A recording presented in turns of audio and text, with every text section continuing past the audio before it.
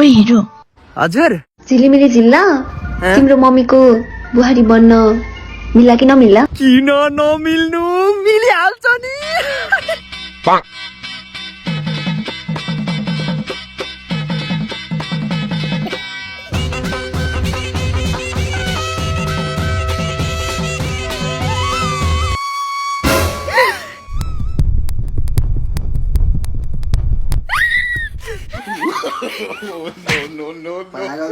के गरेको सुत्कुरुका सिधा सपना देख्छु आई लभ यु सरी तिमी त कालो छौ।